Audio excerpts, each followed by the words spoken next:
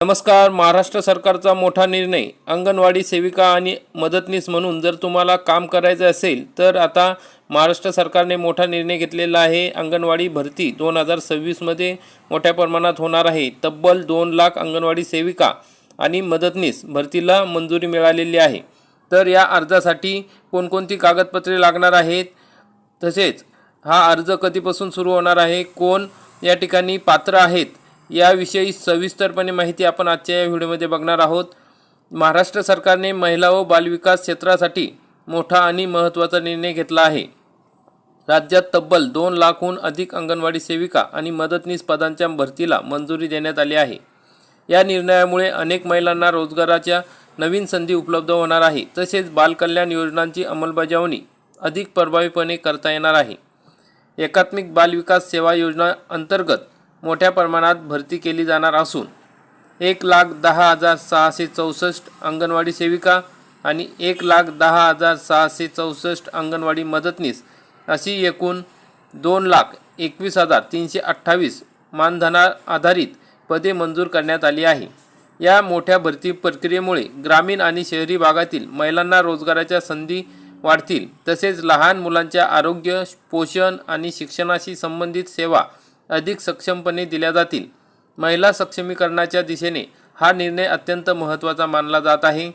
अर्ज करण्यासाठी उमेदवारांनी काही आवश्यक कागदपत्रे तयार ठेवणे गरजेचे आहे.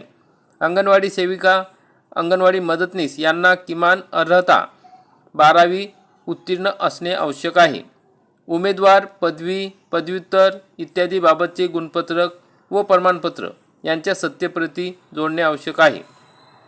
शैक्षणिक अर्हता, पात्रता प्रमाणपत्र, गुणपत्रके, अर्जासोबत जोडलेली कागदपत्रे स्वतः साक्षांकित केलेले जोडणे बंधनकारक आहे, म्हणजे सेल्फ अटेस्टेड असणे गरजेचे आहे.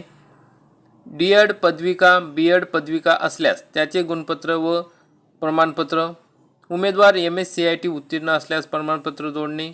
तहसील कार्यालयाचे रहिवासी प्रमाणपत्र अनिवार्य आहे. लहान कुटुंबाचे प्रमाणपत्र अनिवार्य आहे. सक्षम प्राधिकारी यांचे जातीचे प्रमाणपत्र. जर तुम्ही खुल्या प्रवर्गात असाल तर जातीच्या प्रमाणपत्राची आवश्यकता नाही. सक्षम प्राधिकारी यांचे विधवाचे प्रमाणपत्र लागणार आहे. लागू असल्यास 5 शासकीय अनुदानित संस्थेत दाखल असलेल्या अनाथ अर्जदाराची बाबतीत सक्षम प्राधिकारी यांचे प्रमाणपत्र लागू असणार आहे. विधवा व अनाथ सक्षम प्राधिकारी यांचे प्रमाणपत्र.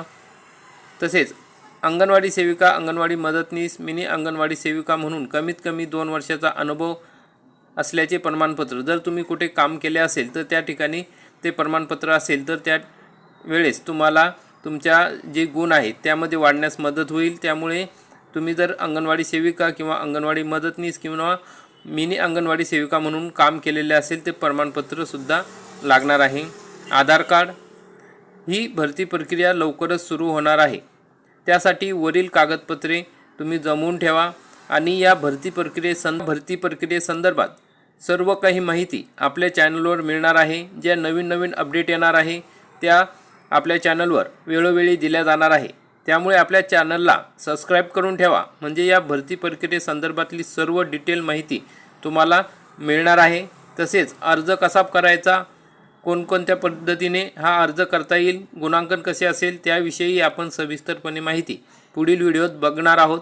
त्यासाठी नक्की सबस्क्राईब करा. आपण हा व्हिडिओ बघितला त्याबद्दल धन्यवाद. व्हिडिओ आवडल्यास व्हिडिओला लाईक करा, चॅनलला सबस्क्राईब करा. धन्यवाद. जय हिंद, जय महाराष्ट्र.